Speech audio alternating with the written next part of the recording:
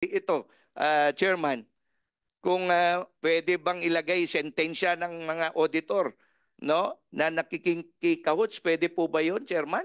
Na ilagay natin na yung inuupuan ninyo, katulad nung sabi ni kung search kanina, ano sabi mo kanina, boss, na uh, Sat, inupuan lang. Ang literal na meaning ng SAT, kung itagalog mo, inuupuan. No, wag naman sana. Every one of us here, no, has a role to play. No? Kayo, napaka-importante po, no, ng ano nyo, ng role ninyo. You are the guardian of public funds. Sana true to your mandate, wag naman regardless kung sino. Kung takot kayo, sabihin nyo takot kayo. Okay? Na bakit? Katulad dito, pwede bang hindi sila magbigay ng papeles?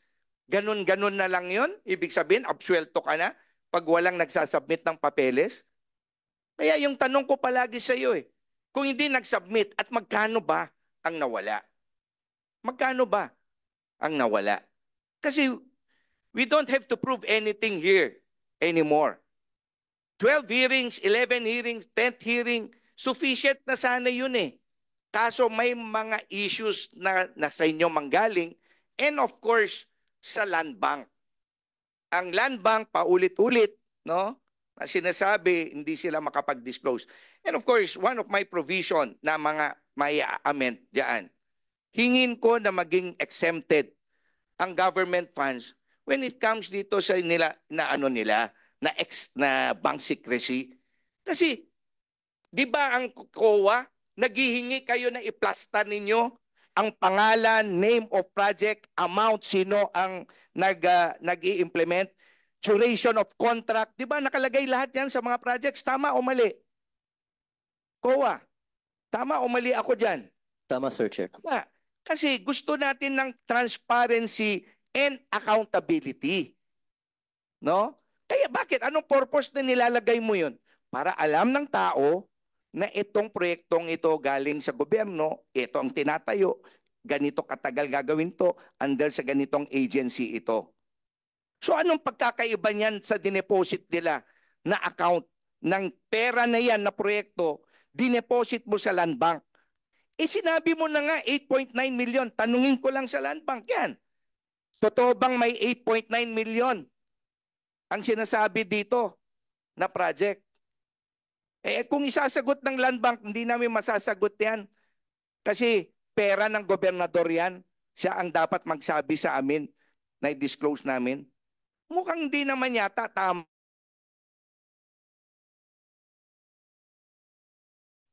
Si Mr. Mamba namamayagpag doon, nagyayabang pa, no, na wala siyang kaso. Yun ba ang gusto nating marinig? Di ba? So ito hindi lamang po tungkol sa Cagayan ito, kundi sa buong Pilipinas. Sana hindi po ito pamarisan. Paano hindi pamamarisan ito?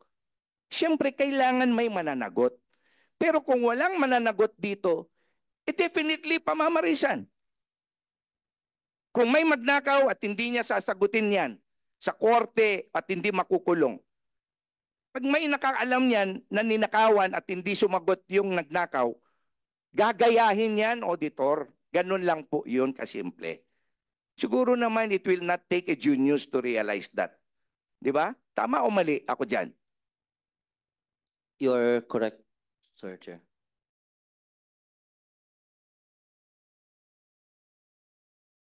Committee yun. Alam ko may mga katanungan pa na naman doon, Chairman. No? Kung dito nga, imagine mo kung hindi ko din binasa ito, Chairman, hindi ko akalain 1 year lang pala ito. So ang ine-expect ko dito from 2016 up to the time na pinag-usapan ito, yun dapat. Ang liwanag po nun, Chairman. Again, hindi na naman po kailangan matalinong makakaalam nun na ang rason bakit nagpakandak tayo ng fraud audit ay para i-check ang disbursement since naupo si Mr. Mamba. Ganun lang po yun. No? Ngayon, kayo lang po ang naniniwala na kay Ganda Cagayan lang ang dapat pala, no? Na isumite. Iparating mo yan kung sino man ang gumawa niyan, no, na order. Mr. Chair. Sir Chair, may I Go. Sir, yung sa nabanggit po kasi na basis po yung sa kay Gandang program, kay Gandang Cagayan na program. The office order may have been issued based doon po sa letter po na galing din sa House. May paragraph po doon na yung kay Gandang Cagayan program po. The audit to be expanded include yung Cagayan program po. If To I'm not include, mistaken. hindi ibig sabihin kay Gandang Cagayan lang. Ang liwanag dito, huwag ka na magko-comment dyan. Baka kahit na ayaw ko, i-buff ko, in contempt ka, nagsasalita ka dito as if nandito ka. No? Ang usapan dito, mula nung naupo si Mr. Mamba. Okay? Kung gusto mo, i-review mo yung records namin dito. Pero ang liwanag niyan, na ang directive dito is from the time na naupo si Mr. Mamba kasi lumabas na nga dito. Alangan naman kami, 2022, ang ano ko lang sa'yo, imbestiga ko? Nasaan ang logic mo nun? Common sense. 2022, nagkaroon ng paglabag. Ibig mo sabihin, yung 6 months lang gusto ko imbestigay mo? Di ba? 2022 ang pinag-uusapan natin kung kailan ako nag-file. Ngayon, nalilito ka na kasi akala mo napakatagal na nito dahil sa delay na ginagawa ninyo sa audit. As if yung 2022, yun lang yung hinihingi namin. Pero when in fact, kakapiranggot ang 2022. Ang matindi ginawa niya 2021, 2020, 2019, 2018, 2017. And of course, eto galing sa bombo mismo, nag-start sila 2016. Okay? Sana maliwanag yun. Ha? Huwag kang nag-iimbento dito na hindi mo naririnig kung anong mga pangyayari. So yun lang Mr. Chair when it comes to COA, I hope ito, sabi ko nga, hindi man maliwanag ang mga pangyayari na magla-last day tayo ngayon ng hearing, pero dito sa dala ng mga issues ngayon, no, na hindi maliwanag yung mga fraud audit report. Imagine mo ito, Mr. Chair, kung ito ang babasahin ng ombudsman balang araw na napaka-vague yung report na yan, kumbaga, kulang sa asin, kulang sa lahat. No? Paano mo may shoot yan? So tignan nyo mabuti yung report na yan. Lalo na yung susunod na report ninyo. No, baka isipin nyo yung susunod na report ninyo 2022 na naman yun. Para maliwanag. No? O baka isipin nyo 2023 kasi matatapos ng 2024. Baka isipin nyo 2023 yun. Hindi po yun. Kailangan natin from the day po na nag-file ng House Resolution, ko-cover natin lahat ng findings. Kaya nga kami humihingi, lalo na ako, ng fraud audit. Okay? So sa lahat po ng paglabag doon, palakasin natin ang batas natin at eto na naman, may batas nga, iba naman interpretasyon mo. Coming from you, ikaw ang chief ng legal ng COA. Alam mo ako, hindi ako abogado, attorney pero masakit sa loob ko nakikinig na sinesermonan ka ng mga colleagues ko dito. No? Ikaw dapat ang mas master diyan. Kasi araw-araw na trabaho nyo yan. Diba? Dapat mahiya ka na nga dito kung ikaw pang pagsasabihan nila. So anyway, Mr. Chair, yun lang po. Nire-reserva ko lang po kung may pagkakataon pa para mahimay din natin kung ano magiging resulta po ng pagsumite nila dun sa fraud audit ng provincial government, not only itong karagdagan na na bombo radyo na 2016 onwards, Mr. Chair. Thank you, So I will just Congressman put it on record, Mr. Chair. Thank you. Yes, again, before I recognize Congressman Daguok and Congressman Akop, again, it's the problem because the people that were sent here are really not the persons that we were asking for, no?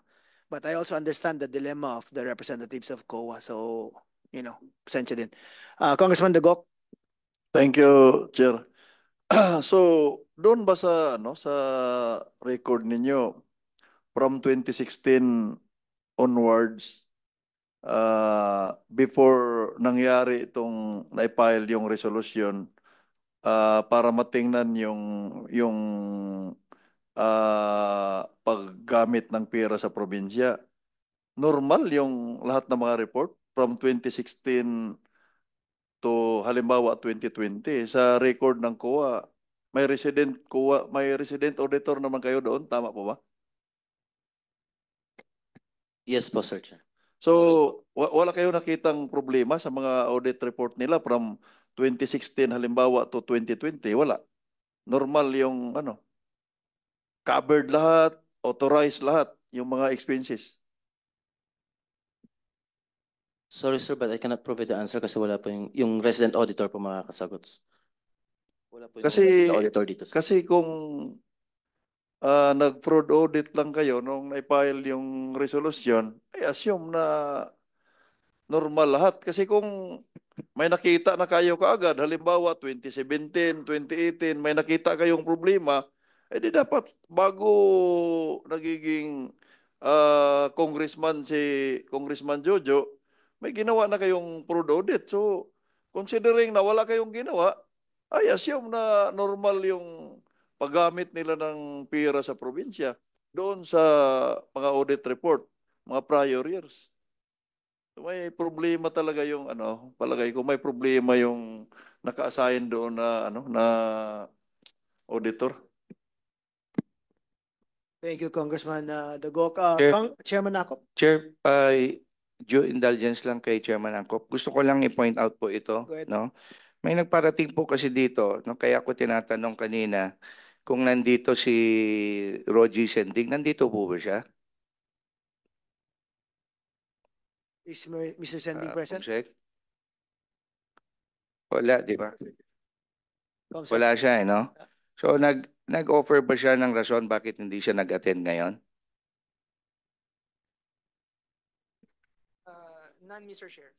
So ito, pinalagpas natin yan, Mr. Chair. Pero nag-post siya dito sa Facebook niya para lang malaman po natin lahat. Pinapatawag na naman kami sa Congress sa gitna ng delubyo ng pinagdaanan ng Cagayan sa sunod-sunod na Super Typhoon. Julian, Christine, Leon, Marcet, Noel. Ito na naman Super Typhoon Pepito. Need pa rin namin pumunta sa November 18 sa congressional hearing na pinatawag nila. Susuungin na naman namin ang lupit ng Super Typhoon Pepito kahit gusto namin magpatuloy na relief operation. Lord have mercy on us. Pinost niya yung invitation ng committee, Mr. Chair. Kaya ko lang po tinatanong ito kung sakali, kasi katulad niyan, tinanong nyo, nabanggit kanina, Mr. Chair, no, na papasalamat ang committee na nag-attend itong mga taga-provincial government, no, despite yung may bagyo sa aming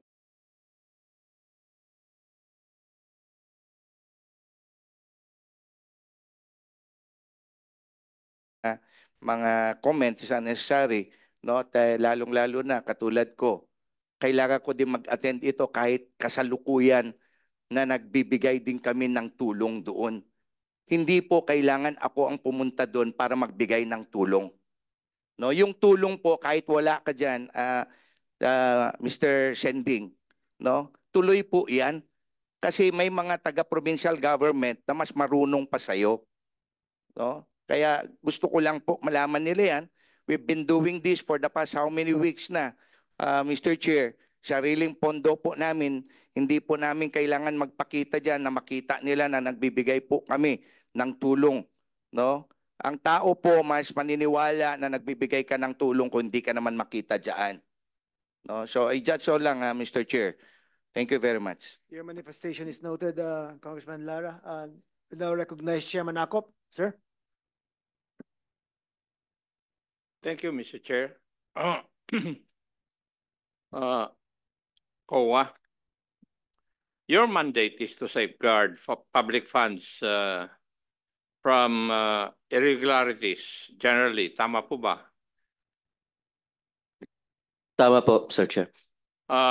Would you also agree that your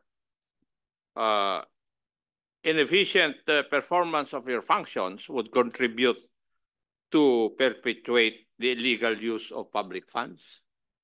Will you agree with that also? I agree with that, Your Honor. Okay. Okay.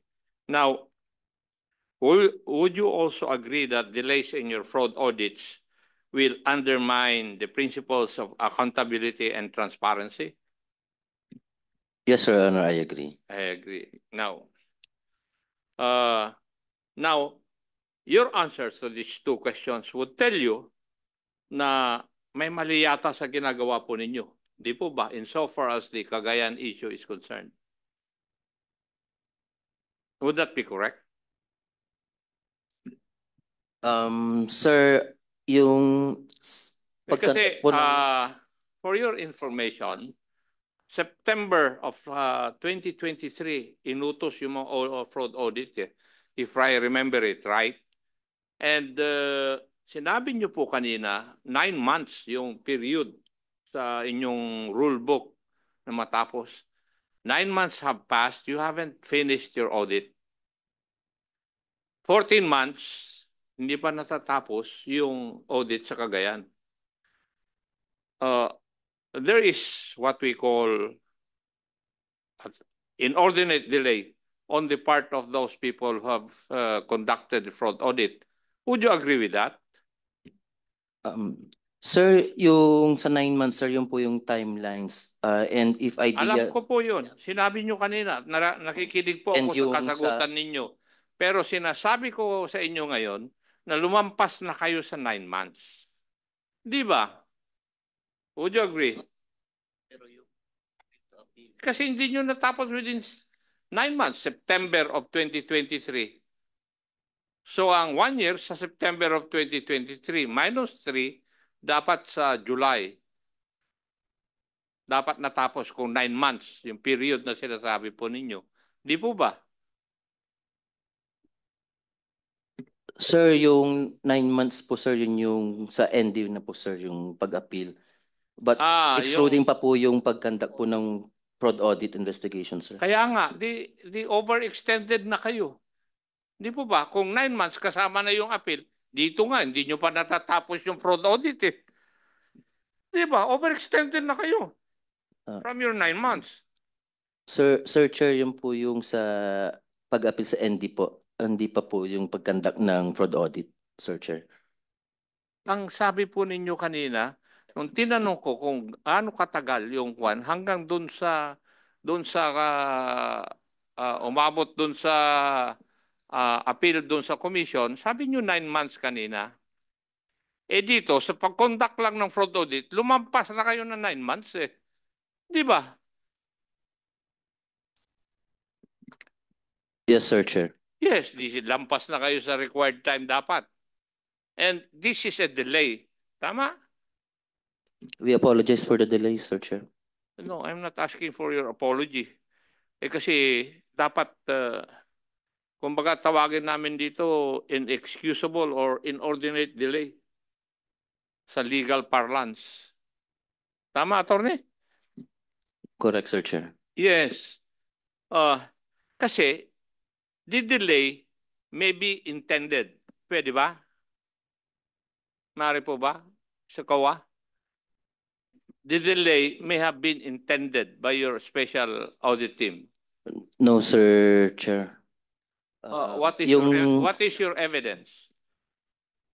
Sir, delay, ang cause po ng delay po kasi is, as nasabi ko, nabanggit ko po kanina, dahil po sa dami ng transactions and then mga intervening events like meron pong mga working days na binagyo po tayo and yung pag-aantay din po ng documents.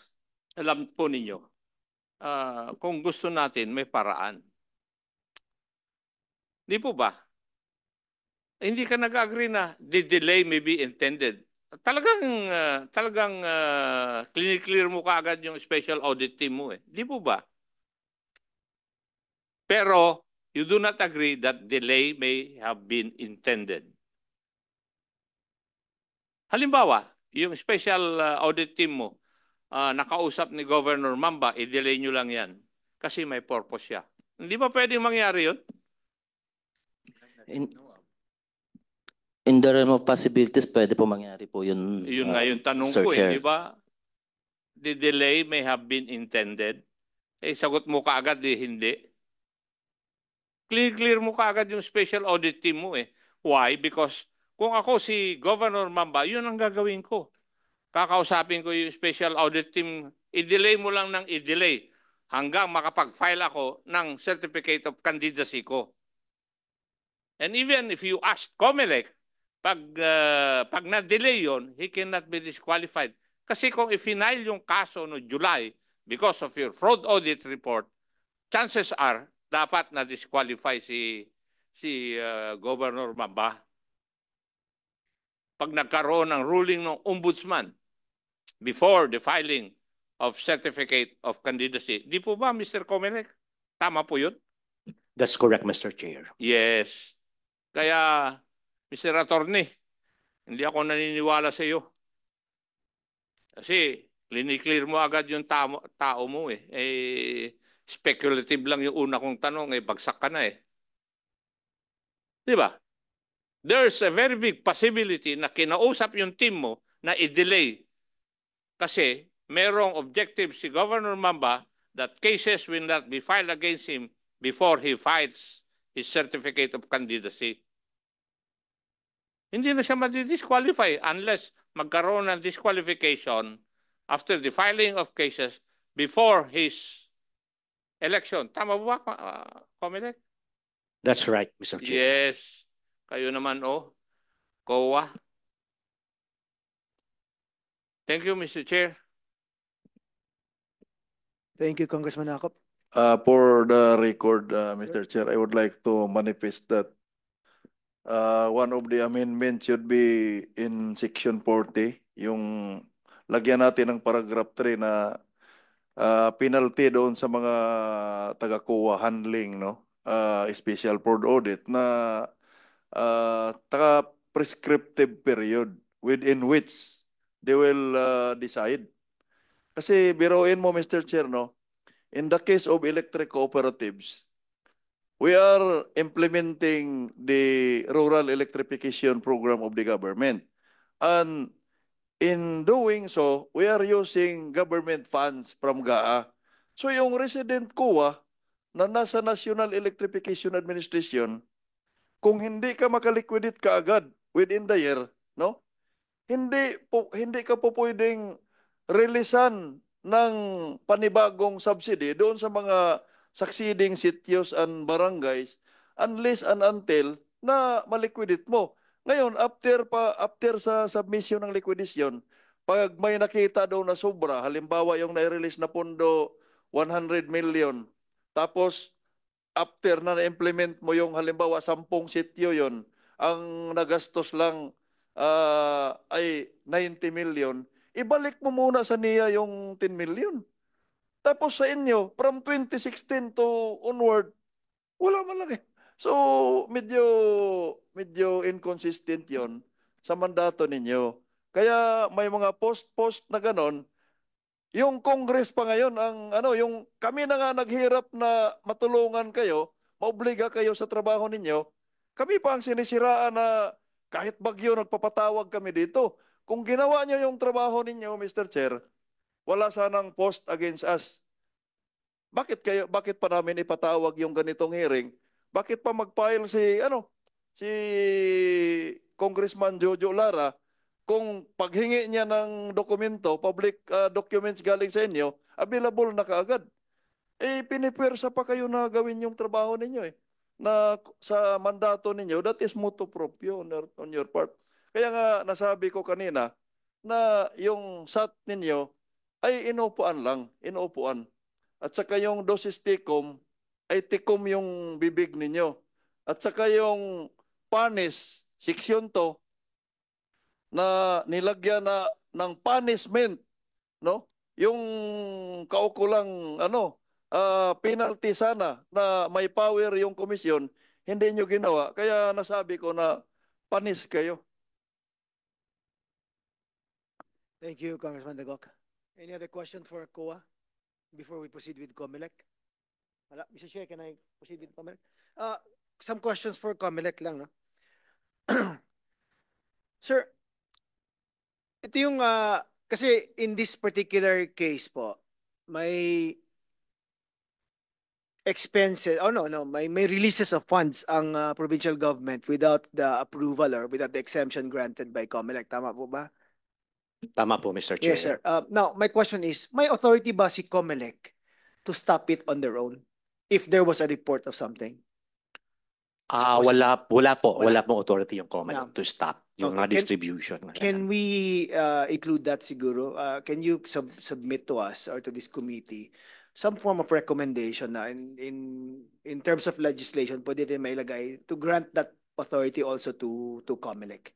Yes, we will do No? that, Mr. Chair. Kasi pag may reports, like example, kagaya nito, ongoing yung distribution of funds. Alam niyong walang exemption from COMELEC, yet you are powerless to stop it at that particular time, di ba? Yes, Mr. Chair. So and another thing is that yung powers of the COMELEC are so centralized to the commission, tama po ba? Yes, and And how many commissioners do we have? We have 6 commissioners and 1 chairman, Your Honor. And in your opinion po, yung COMELEC commissioners natin, are they sufficient in number to address all of the issues happening at the same time during centralized election? Yes, I think so to you, Mr. Chair, because we also have directors who will really implement all those policies and guidelines Yes, set by but the Commission and directors do not have the same powers as those of the Commission and Bank. Tama po ba? Yes, Mr. Chair, but they can also delegate to the directors all the some of these powers in order that the issues that may happen during election may be addressed immediately. Like what can be delegated po? Usually the approvals kuminsan napupunta sa mga NBank lang, pero they can delegate the approvals to the regional director perhaps or to the executive director, Mr. Chair. Oh, how about to conduct preliminary investigations? Are directors authorized to do that? The law department, Your Honors, is authorized, as well as all the lawyers of the commission Now, are authorized to okay, conduct. so Yeah. let's go back to this particular resolution po, no? Kasi again, I mentioned this to you before, no, na medyo matagal din ang resolution nito. Some cases of similar nature have already been resolved. Tama po ba? That's right, Mr. Chair. Yet this case has dragged on for so long na it's election time na naman, pending pa rin. Yes, Mr. Chair. And would you be in a position to answer why? Is that so? I really don't know, Your Honor, because all cases of that nature would be only resolved by the commissioners, the division or the commission and bank. It's precisely why I asked, sufficient ba yung number of commissioners natin? Kasi if there were more of them, maybe they could have resolved all these cases faster. Maybe, Mr. Chair. Maybe, right? How many cases are pending now, sir? Na of similar nature, na ganun din, na may papadisqualify or may kino-contest yung results ng elections or things that they violated like under the election code. I don't have the records right now, Mr. Chair, but our law I'm department. asking lang based on the 2022 elections, ha? 2022. Yun lang po. We are checking right now, Mr. Chair. Kasi ang gusto kong malaman is like, going back to the premise nga na tingin ko kulang yung, or hindi naman siguro kulang, but mabagal din yung pag-resolve ng cases. Kasi nga, election offense siya 2022, magda-2025 na elections, unresolved pa rin. Diba? And there are some na which could probably alter supposedly the effect also of the 2025 elections. Diba? If they were not in power, they did not occupy the positions that they occupied because of some disqualification, diba? Dapat iba yung usapan diba sa elections. Yes, Mr. Chair. So, can we have that number, sir?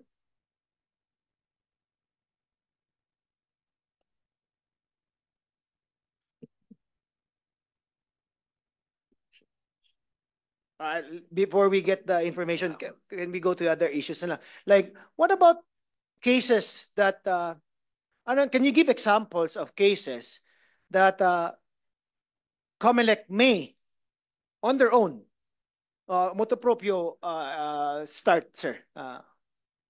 For example, those cases where there are clear disqualifications of the candidates. For example, those already with cases wherein the ombudsman has decided for the dismissal of the particular candidate, we can motu proprio file the case against these particular candidates. What about, let's say, election offenses like exceeding expenses? Yes, we can also file those kinds of. Motu proprio. Yes, Mr. Chair. Are there instances that the COMELEC has on their own filed these cases? Yes, I think there was From the one. 2022 elections lang, based on that. I think in 2022 wala po, pero in previous election, I think one governor of Laguna was disqualified for this because sumobra yung kanyang paggastos para sa pangangampanya. Yeah, okay. But motu proprio yun. Yes, Mr. Chair. Okay, how about in the 2022 elections? Sa pagkaalam mo, walang na-initiate yung COMELEC on their own? Only for those admin cases wherein these candidates were already disqualified by previous ruling of the ombudsman or by the courts, Mr. Chair. So, ano bang anong basehan natin sir? Kung if we know that there are grounds, but how would the COMELEC decide on whether they will initiate it on their own or just sit on it? In our rules kasi, Mr. Chair, may nakalagay po na motu proprio pwedeng gawin ng COMELEC or there should be a party who should file this particular case. Okay, so in instances na alam nilang may violations, alam nila, as in, it's brought up to the attention of siguro the legal department na, Yes, uy, Mr. Chair. may SOSE dito. Na in the SOSE alone, already states na may over spending, no? That's a ground where COMELEC may motu proprio. Yes, Mr. File Chair. case, We can right? motu proprio file a case. So, against them. what would siguro be the basis for COMELEC na alam na nila, yet they refuse to act on it? If the rules would state that there should be a party, for But no, example, a registered it allows voter, them to motu proprio start the case. with respect to the violation of the campaign finance rules, Your Honor. Pwede, di ba? Yes, Mr. Chair. Yeah, but then why wouldn't they not do it? Bakit ayaw nilang gawin or something? Ano bang, like, let's say, may parameters ba na ito, even if we know already, and even if we're allowed to start it motu proprio, we're under no compulsion to do it. Pag motu proprio po, we always file the cases. Always? Yes, Mr. Chair. And in no instance will you allow it to just sit there for no reason. Yes, unless we don't know that there exists that certain Unless you don't qualifications know. or disqualifications, Mr. Chair. All right. Now, there have also been rumors, no, about. I'm sorry, I have to bring this up kasi marami na ring mga kwento about parking, no? Meaning, the case is already there, it's pending before the commission, and intentionally uupuan ng commissioners daw, no? This is mga bali-balita lang, because they are paid intentionally not to act on it. Have you heard of mga ganun na mga instances? Not actually inupuan, but allegations like that.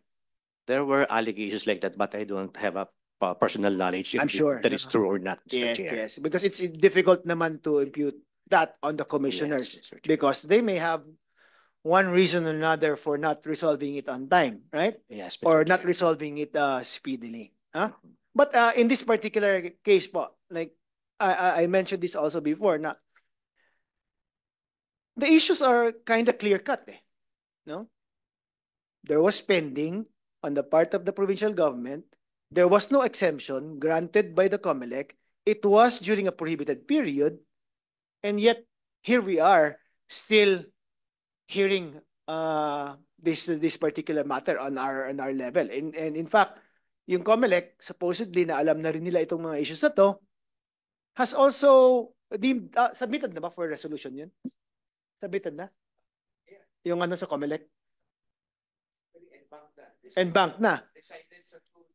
Oo. So parang, di ba sir, I mean, it wouldn't be far po from any person to think now why are the other cases resolved faster na it's similarly situated eh. Parang mapaisip ka rin, di ba? Yes, Mr. Chair. You can't deny people also, you can't deny the fact na mapaisip din sila ng masama na there's something going on. Bakit nga ang tagal nito, ang tagal nun, yung isa mabilis, na parang almost similar on all fours, no?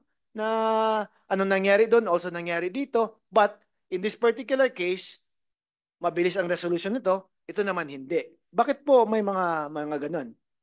Well, hindi ko po may sagot yan, Mr. Chair, kasi it is yung commissioners saka yung NBank po yung nagde-decide tungkol doon. But it happens. Yes, Mr. Correct? Chair. Like now, let's take the example of Mayor Garbin. Similar din yung kaso niya, di ba? May spending din on the part of, tama ba? May spending din on the part of the local government unit at a time where it was prohibited and without the exemption given by the COMELEC. Yes, Tama Mr. po ba? Yet, it has already been resolved. Ito, hindi pa rin. Di ba? So, magkaparehong kaso, at the same time, 2022 na elections, yet magkaiba yung time frame as far as the resolution of these cases are concerned. Tama po? Opo, yes, Mr. Chair. So, again, it gives life to the allegations na pwede, no? I'm not saying it's happening, but pwedeng mangyari na if you're influential enough sa commissioners na handling the case, pwede nilang upuan, no? It gives life to the allegations na may sistema nga na parking dyan sa COMELEC na nangyayari, na meaning bayaran mo para intentionally patagalin yung kaso para aabot sa next election or hindi ka ma-disqualify. So, I think that's also something that we should look into, Director Olano, correct? Yes, Mr. Chair, I agree with you. Now, do you have the numbers for the cases?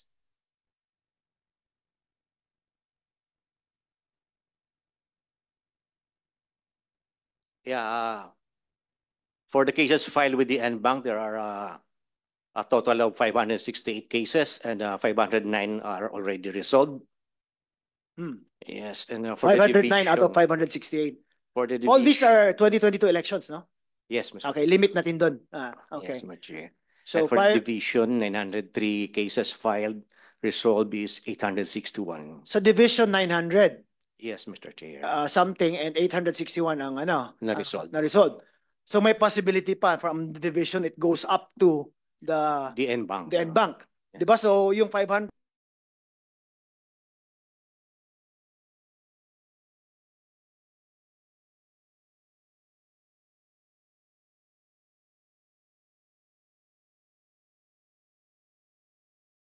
cases with 6 commissioners? Six ba? 6 commissioners and 1 Six chairman. commissioners and 1 chairman. So 7 members, no? Ito ang i-resolve nila lahat. 2 divisions lang to, di ba? 2 divisions, Mr. 2 divisions. So itong 2 divisions na to, handling 900 cases. And that's why we're seeing instances where aabot na lang yung next election, unresolved pa on the division level. Meron pa kayo, di ba? Yes, Mr. Oh. Chair. So sir, is it the number or is it the number of commissioners or is it the how are they compelled? Is there a limitation as to the number of days, months, or years ba that they should resolve a case based on your own rules? Yeah, we have periods within which to decide. Okay, so those. what are the periods, if you may enlighten us po? Yeah, for the NBank cases, if it's submitted already for resolution, we have the division would have to resolve within 10 days after submission for resolution, and for the disqualification cases and petition to cancel certificate of candidacy should be resolved within 5 days after submission for resolution. But for the NBank, it would be 30 days, and for 30 days, and for disqualification cases, it should be 15 days after submission for resolution. So based on your own rules, parang mabilis lang po sana, di ba? And Yes, the Mr. rules Chair. are specifically made intentionally to speed up the proceedings para wala tayong instances na aabot tayo sa next elections na hindi pa nare-resolve yung kaso. Or for the better reason na gusto natin yung tamang nanalo at yung qualified na kandidato ang nagsaserve sa position for which he was elected. Tama po ba? Tama po, Mr. Now, Chair. Sabi mo na may pending cases pa rin tayo. Yes, Mr. Chair. And it's more than 30 days na po kung NBank to. Di ba? Yes. More than 15 days kung Disqualification cases. disqualification cases. And similarly, dun sa division level, may about almost 100 cases pa rin na pending pa rin until now. Almost 100, right? Or a little bit more than 100. 42 na lang po sa 42 na lang. division. Sa division. Opo. Na pending pa rin until now. It's already November. Elections na naman sa 2025. Tapos na yung filing, di ba? Now, if they were disqualified or if they, di ba, may ibang penalties na it carries with it the perpetual disqualification to hold public office. Tama po ba? Pag criminal po. Pag Election criminal, offense. Yes, diba? Mr. Chair. So, well, these are things na supposedly natapos na at the earliest possible time, yet may 40 pa tayo na pending. Aakyat pa yan sa division, sa NBank most likely, di ba? Yes. Kasi wala there is namang motion natatalo for na consideration. hindi nag-EMR eh. Libre naman yung MR, di ba? Or may payment ba? Filing fee lang po. Magkano naman? I think it's 100 pesos. 500 for the 500 filing fee. pesos and delay it for how many more years? Di ba? I'd pay that anytime. Di ba?